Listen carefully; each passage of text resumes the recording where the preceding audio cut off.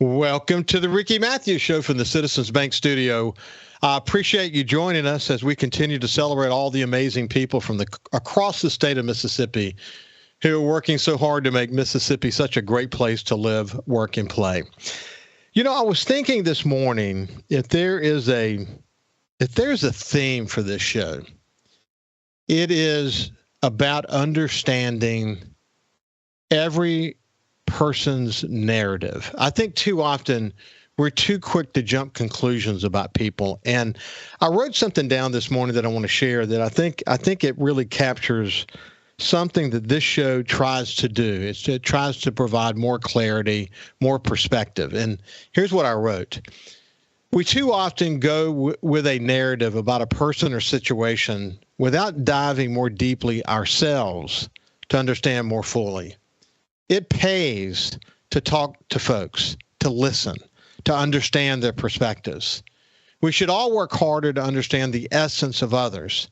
And by doing that, we can develop for ourselves a more complete understanding of the actual narrative and not jump conclusions too quickly.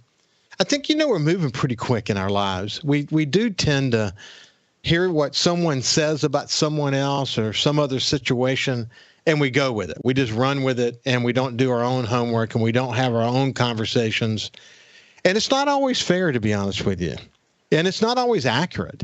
What this show is about is delving, behind the headlines, getting to know people better, having conversations with them. So it will provide you, the listener, maybe a deeper understanding of who some of these leaders are, and provide you with a better opportunity to maybe adjust your narrative if you've already developed one, or maybe you haven't. Maybe you're developing a narrative about someone for the first time. But this show, this deeper dive, gives you the opportunity to not jump to conclusions, but listen for yourselves. And if I get any feedback, I get a lot of feedback, but I think probably the most substantial feedback I get is that we spend so much time getting to know the people better, and it helps people. It helps people understand who our leaders are. I'm thrilled that we're providing that, and I really appreciate it when I get that kind of feedback, because that's certainly the goal of this show. That's why, once again, I'm thrilled to welcome someone to the show who is, I have a long history with him, dates back to my Sun Herald days. He's Manley Barton. He's with the Mississippi House of Representatives, District 109. We'll get him to tell you more about what areas that encompasses. He's also the Speaker Pro-Tem for the House of Representatives. He is Speaker Jason White's right-hand man, and we'll tell you more about that relationship as well. But without any further ado, I'd like to welcome my friend Manley Barton back to the Ricky Matthews Show. How you doing, Manley? I'm doing great. It's great to be here this morning. I'm sitting in my office in the Capitol. Listen, you heard how I started the show. People have a tendency to jump conclusions. And, as a former newspaper publisher, I knew that well. I got daily evidence of that. For 40 years of my career, I understood that so well, that people would jump to conclusions. And as a political leader, you see that as well. And I heard this from Jason White last week in his efforts to want to get to know people deeper. He says it's hard to hate someone you know. It's hard to disagree. You can disagree with them, but you have a different perspective when you know somebody. I know of you, Manley, that you have always worked harder to get to know people, and it's really made you a better leader, hasn't it? I think so.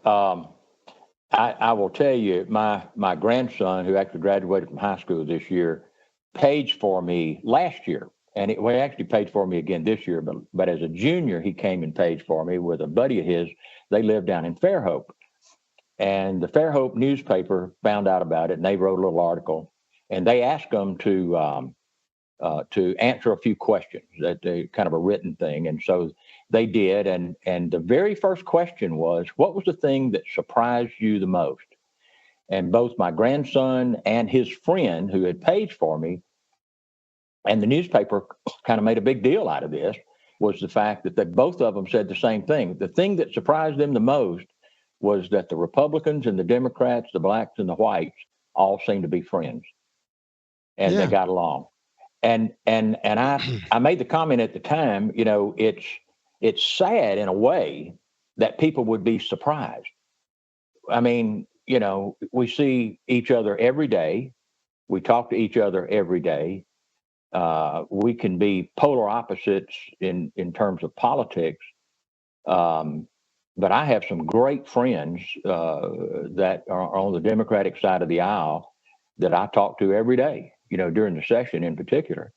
And these are great guys. They have great families. They have high expectations, just like I do. And, they want the best. And we may have a different idea about how to get there, but that doesn't mean we can't be friends, even though we may disagree on policy. And so that's just the approach I've always taken. I felt like that was the approach my dad always took when he was alive. And I thought he set a good example, and I've tried to follow that lead.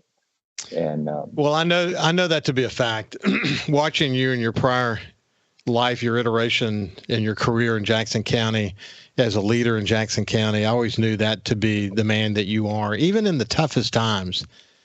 Someone said to me once, when the going gets tough, of course the tough gets going. But when I like to say, when the going gets tough, the tough get cool. That the more pressure you're under, the cooler you need to be, because too many people react to the situation. And I think the best way to handle tough situations is to respond. And the way you respond is you think thoughtfully about it. You have conversations with people. You try to take sort of the personality out of it and to stay focused. You respect the person that you're dealing with, and you may disagree on the topic, but you try to make sure that what you're debating about is not yourselves, but the topic.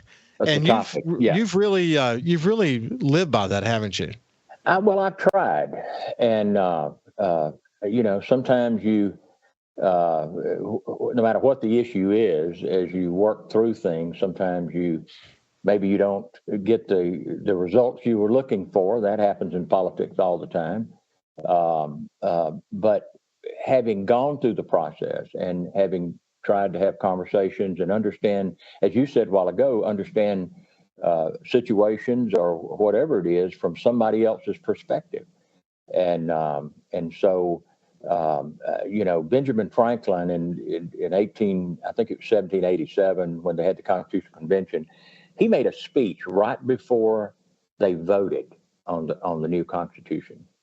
And I don't remember the whole speech. It was kind of long, but in the speech, he talked about joint wisdom, I believe was the term he used. And what he was talking about was the fact that the room was full of people who had all kind of backgrounds, had all kind of life experiences. Everybody brought something different to the table.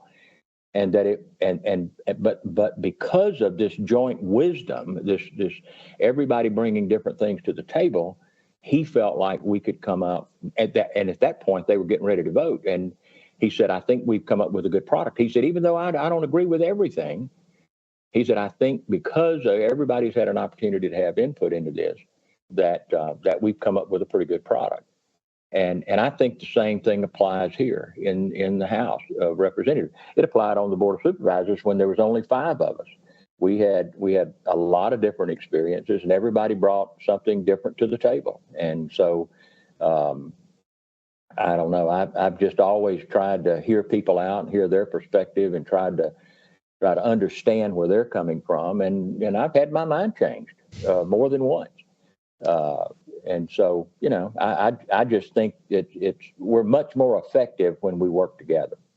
I think we are. Listen, I'll share a quick story with you. When I was pretty far along in my career at the Sun Herald, it's like late 1990s, early 2000s, Roland Weeks, my mentor, sent me to St. Paul, Minnesota. And that was a sister paper there. And I worked there for over a month. I worked in the newsroom with the managing editor there, Vicki Galler. She and I actually had attended the American Press Institute together, and just absolutely terrific leader. And so I had the opportunity to spend time with some world-class reporters, but one I spent some time with, there had been a drive-by shooting, and a 15-year-old young man had been shot and killed. And we spent the entire day out talking to people who knew that young man. And I said, man, tell me about this. We're spending a lot of time on this situation, but not from the point of view of the people who pulled the trigger, but from the point of view of the young man that was killed. Talk to me about what you're thinking. She said, there are two things I want to say. The first is, I don't want this young man's 15 minutes of fame to be that he got shot in a drive-by shooting. And the other I want to make sure you hear is that there are as many sides to the story as there are people involved in the story. Don't let people ever tell you there are two sides to any story. People have their perspectives about any particular story. And I want to understand his story from as many different perspectives as I can get. And that really impacted me. There are as many sides to the story as there are people involved in the story. I never forgot that. I mean, that should keep us wanting to understand, again, coming back to understanding the narrative, that I always want to dig deeper to understand the essence. Hey, when we come back on the other side, we're going to continue our conversation with Representative Manley Barton. We'll see you after this. Welcome back to the Ricky Matthews Show from the Citizens Bank studio. We have Representative Manley Barton with us today. I've worked with Manley in the community in one way or another for a bunch of years. We go back a long way. He's the current Speaker Pro Tem, works very closely with Speaker White in the legislature to help move things along and solve problems in Mississippi. Hey, when we went to the break, though, I was mentioning that in my experience in St. Paul, I learned from a reporter that there are as many sides to a story as there are people involved in the story. You know, one of the things that I talked to Jason White about recently, and then I had another conversation with Senator Bryce Wiggins about this as well. We tend to think about what happens in Mississippi using sort of this template, the national template, which is, you know, we're polarized, you know, you're either on this side or you're on that side. I think people, and certainly some issues in Mississippi play out that way. I don't want to seem naive about that, but I think Mississippians would be surprised to learn how many things we're able to get done in a bipartisan way in Mississippi still. It's pretty shocking, the number of bills that have bipartisan support, isn't it, Manley? Well, the truth is, when you look at as the bills pass through the process, come to the floor for a vote, the vast majority, probably 90% plus, bills pass 117 to 2, 115 to 5. I mean, it's very, very bipartisan. And so it's only when we get to maybe a bill that's contentious in some way or controversial in some way that you start getting what I'll call a split vote. But the vast majority of the stuff that we deal with passed through with almost unanimous support, time and time again. And I think some people are surprised by that. They think we're split on everything, and that's just it isn't true. We do have some policy disagreements and on some big issues, and so sometimes you struggle with those. But the vast majority of the bills that come through, the chairman of those committees and their committee makeups, and the committees are bipartisan makeup of the committees themselves. The bills come out of committee, they come to the floor, and we vote on them, and a lot of times there'll be questions, and the chairman answers the questions best they can, and we move on to a vote, and like I say, you have very few people vote against the bill, and so most of what we do is of that nature. I mean, we do have some where it gets very contentious at times, but those are the rare bills. That's not most of what we actually do.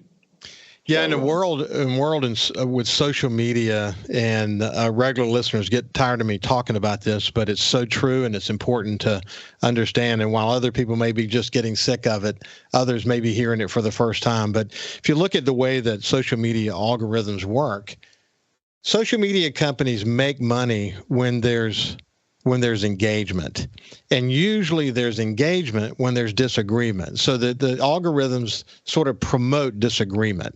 So we tend to see in our news feed, and we tend to see in our news feeds those issues that tend to be polarizing, that will elicit some kind of response from people.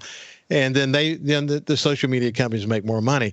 As Haley Barber said, and as Bryce Wiggins and I chatted about recently, the media generally, this is even before social media came along, they don't like to cover airplanes that land safely. That's just not the way this works. So we tend to get focused around the polarizing issues, and we develop our narrative about our legislature based on those issues, and we assume, without really diving deeper to understand why it's really not the case, but we assume that there's a lot of division, and there's really not. I think in Mississippi, I think one of the things that I enjoyed about my conversation with the speaker was that he talked about, before he was elected to be the Speaker of the House, he was invited by the Democratic caucus to come over and speak to them. And he accepted their invitation. And it was pretty clear right out the bat that he was going to do what he says. In other words, it's hard to hate somebody that he was going to reach across the aisle. But it wasn't something that he was doing for the first time. He's always been that way. You think about growing up in Kosciuszko and then living in the town of 250 people in West Mississippi, and being a judge in the past and being a city lawyer, all those things he had to be involved with to understand the democratic process. He understood democracy before he even came to the legislature, but he's acted that out. He's brought that understanding. His past has really informed him well to listen to others. It was pretty clear to you, even though I think the legislature's always had bipartisan efforts inside that legislature, it was pretty clear to you when Jason got elected Speaker that things were going to be a little bit different, wasn't it? Yes, I knew he had some things he wanted to work on. He had some specific priorities that he wanted to work on, and he and I had some long discussions about a lot of that. And so I knew he was going to bring a different perspective. And look, when Philip Gunn was there as Speaker, Philip was one of my good friends. He was good friends with Jason. We were on his leadership team. Both of us were. So we met with Philip often, maybe during the session, sometimes every day, to talk through issues. And so,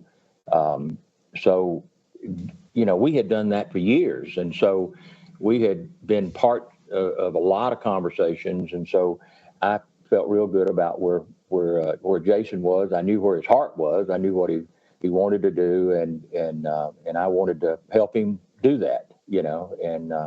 But he and I have been friends a long time, and we've gotten to be closer as the time has gone along, and I think we work well together.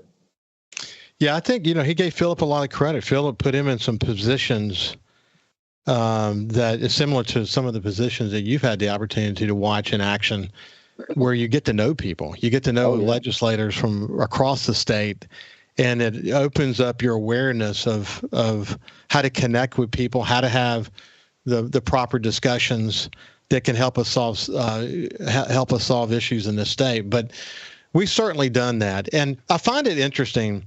Some people would say of what you're doing today that you're engaged in a young man sport. I mean, here you are in your mid-70s. Do you ever feel that way? Do you ever feel like this is a young man's sport, or how do you put that in perspective? Well, yes and no. I think it takes a lot of stamina. I will say that, especially when we're in session. It's long days and early mornings, long nights, trying to figure out ways to get legislation through, try to get questions answered, trying to meet with different people on any particular issue. You may have one issue that we're trying to get through, and I'm thinking back to a couple that we really worked hard on this past session, where there were like 5 different groups that had an interest in it, and they all had an interest in it from their perspective, different parts of different industries, and meeting with them, trying to answer their questions and getting them comfortable with where we were. Takes time. It just takes time. It takes a lot of research on your own part to make sure you understand the issue from all of their perspectives, so that we can, kind of get something through. I think I will say this. I think some of the feeling younger than I am is because I work hard at it, and I think it kind of keeps me young, if that makes sense. I mean, I am in my mid-70s, and a lot of the people that I'm working with are, in their mid 40s to mid 50s. And so I do have some age on them, but I think of that as experience.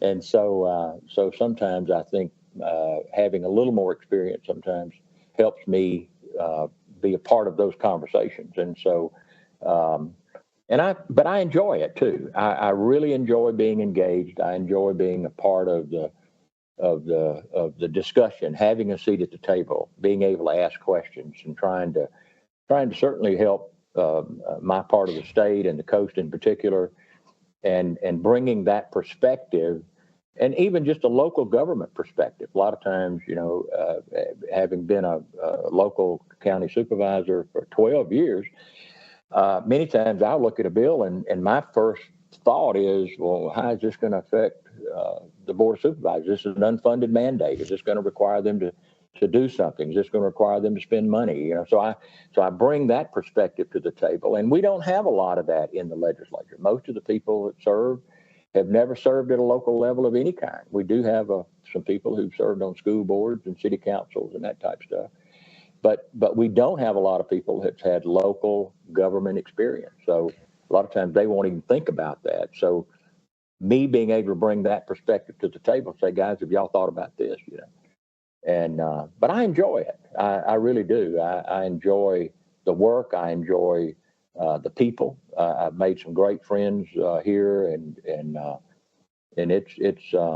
But I think because of all that, I think it kind of keeps me young.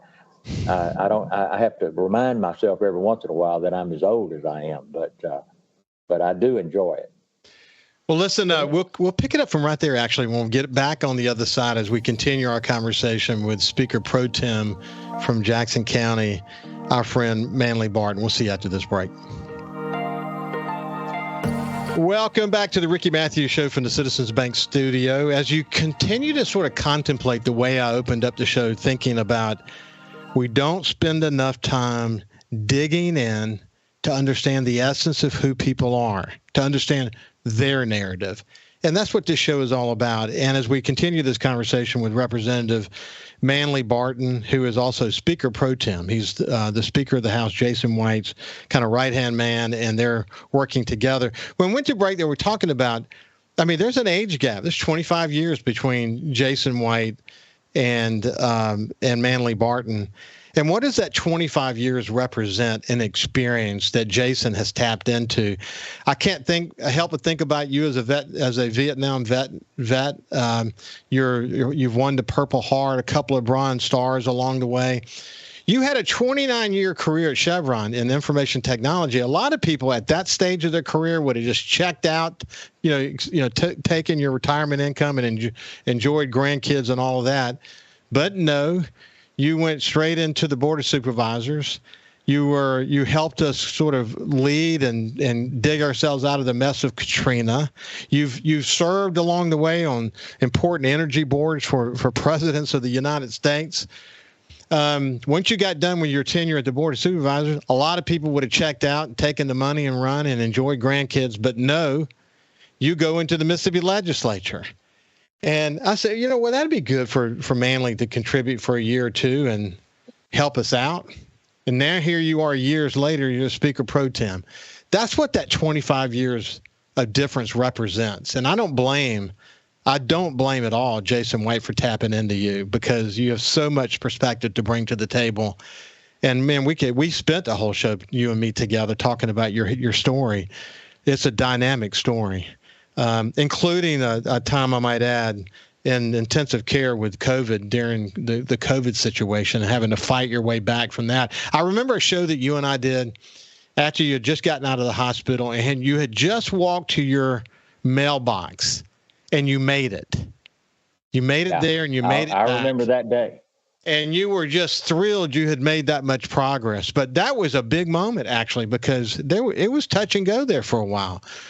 But, when you experience those times and you contemplate your legacy and what you want to give back to the state and the community, and then you reflect on your experience, you realize you're not done yet, man. And you're just not done yet, are you, Manley? Well, I don't think I am yet.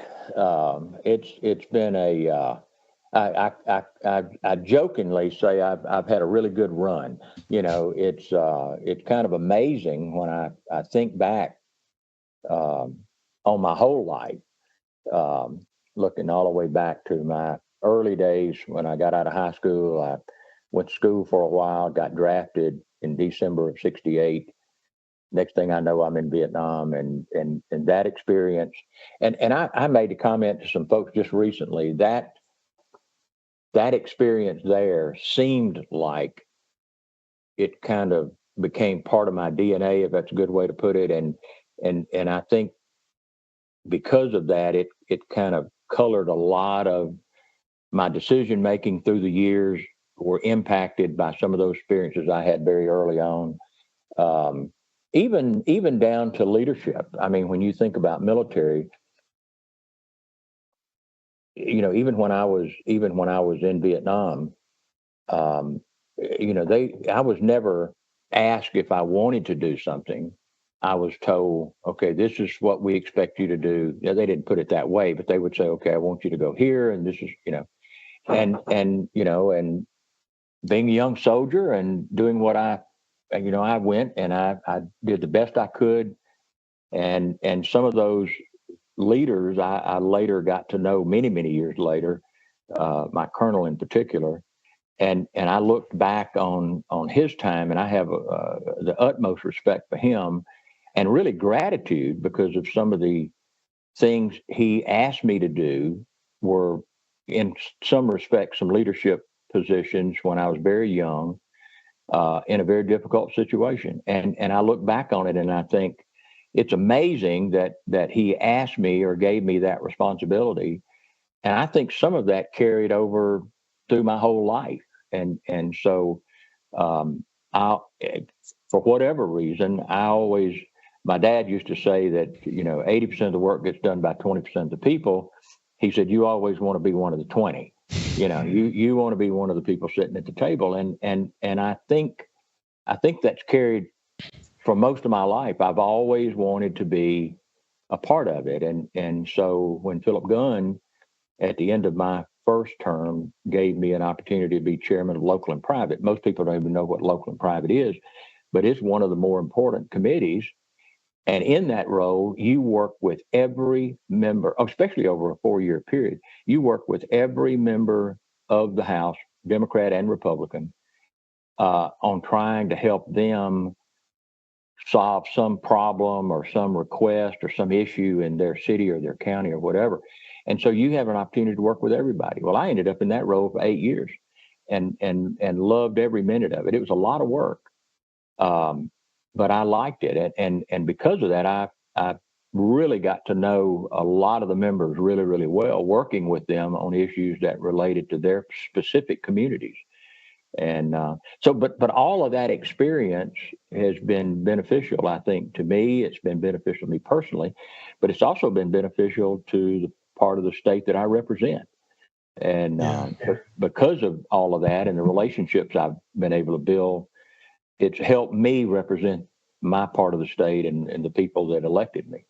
And I hope I've done a good job. I think I have. I've tried really hard to do a good job. And but I guess beauty is in the eye of the beholder. Listen, I see it. I see that clearly. I've had Katrina reflections with so many leaders, from Jerry St. Pé to George Logan not long before he passed away, to so many others. But more recently, within just the past couple of weeks, I had John Hairston, John well, from CEO of Hancock Whitney on, and we talked about how our experiences during the aftermath of Katrina changed us as people, changed us as leaders. When you reflect back on it, is it a blur to you? Or is it a moment where you, like John and I said, it was a blur to us in some respects too, but we look back on it and we can't change the fact that it happened. But what we were able to get from it to make us stronger community leaders is something we wouldn't trade for anything. Do you look back on it the same way? I do. I think, and I've thought about that some. The blur to me is probably the first 60, 90 days. That it was, when the hurricane was done, that first month or two, we were so busy and working 18, 19, 20 hours a day, not getting any sleep. I mean, just wore out, trying to get to tomorrow. It was like, okay, what have we got to do today? And then tomorrow we'll pick back up. It was, and everybody chipped in. I mean, everybody helped pull the load, and we were able to get a lot of stuff done. But there were so many things that happened during that first 60 to 90 days, and a lot of decisions had to be made. Trying to, I remember the first day we had, the very first meeting we had in the EOC, the day after the hurricane, and the room was full, and we had everybody there from the newspaper, we had everybody there from local industries, you name it. Trying to figure out how we were going to get generators and where they needed to be, and gasoline and diesel for the generators, and who was going to provide that, and how we were going to transport it. I mean, and we had people in the room that answered all those questions as we kind of went through. And so, and then the next day it was another set of issues, and the next day it was another set of issues after that. And then we were, the federal government started having people come in. They set up the big tent camp over in Goshen. All of that took time. The crews started coming in, and like I say, that first 60 days or so, it is kind of a blur. I couldn't tell you what we did on any general given day during that time. Of course, President Bush came down numerous times. Yeah, we had opportunities to meet with him and his people, and we were constantly in communication with people in Washington about what our needs were, and so it was just every day there was just this long laundry list of things that needed to be done and decisions that had to be made, and you had to move. You had to make decisions and move on. And if you made a decision, you started in one direction and you found you need to back off or do something different, well, then you made a different decision. You backed up and said, well, we're not going to do that. We're going to do this. And so, but yeah, it was a very, very, very busy time. Yeah, what was important is that we thought we worked hard before the storm, but actually we learned that we hadn't near gotten to what our capacity was, that when the going gets tough, you can do things you just can't imagine that you can do. I think that's part of resiliency. And once you understand resiliency from a leadership perspective, from a community perspective, it changes you as a leader from now on. And I think that helps you be a better leader today, because you know how important resiliency is, how important leadership is. When we come back on the other side, we'll close the conversation out by talking about a few wins they were able to get this year and some important conversations we started. And when we continue our conversation with Manley Barton, we'll see you after this. Welcome back to the Ricky Matthews Show from the Citizens Bank Studio. I have my friend Manley Barton, who is the Speaker Pro-Tem for the Mississippi House of Representatives. He works closely with legislators from all across the state, and is especially close with Jason White, the new Speaker of the House, and having just finished their first session, lots to glean from that. But I really enjoyed catching up with you, Manley, and getting some more perspective about your past and how it sort of plugs into your current roles. It's terrific to be reminded of all that. Listen, you came into this session. There was a lot accomplished in this session. A lot of bipartisan bills were passed and lots of things happened. But we were able to get a new formula for funding education. What an accomplishment that is. We were able to start some really important conversations about underfunded state retirement system. It's not, we talk about when as Jason also often points out, between retirees and future retirees, we're talking about a population of about 250,000 people. Not an easy conversation to have, but it's one you got to have as you're going to think strategically. We started a really important conversation around that. And who would have thought with Medicaid expansion, while it wasn't passed, the amount of awareness that we created, amount of discussions and debate that was taking place that we hadn't had before. I think we made a lot of progress as it relates to that as well. In all respects, who would have thought we would have bitten off so much this last session? I mean, it was a lot, wasn't it? Well, it was ambitious. We had a lot of discussions in October, November, December timeframe about what we would like to do. Jason had obviously his priorities that he wanted us to address. And the truth is, when you look at everything from, I guess, what I call the four big things that we addressed, we had obviously addressed a lot of stuff, but the four big issues that we addressed was everything from Medicaid, the ballot initiative, the state retirement system, education funding formula, as you've already mentioned. Any one of those would have been a big issue all by itself in a regular session. And yet we took on all four of them. And now we had different people working on each issue, different chairmen in different committees, but they were all important. And so the people like on the funding formula, the education committee, Rob Robertson and his folks worked on that tirelessly for 3 months, working with the Senate, trying to find some common ground in there somewhere. And so we were eventually able to do that. And that's almost a miracle, but it happened. And they ended up, I think, in a really good place, as far as what this new funding formula is going to look like. Now, I think the speaker has said this, if we see that we need to tweak this in the next year or two, I don't think there'll be a problem with us going back and looking and saying, okay, there's one thing we should have done, we didn't do, we didn't realize, maybe we need to tweak here or there. With MAP on the old formula, it was almost like a sacred cow, and it was very difficult to get anybody to talk about even making minor changes to try to improve it.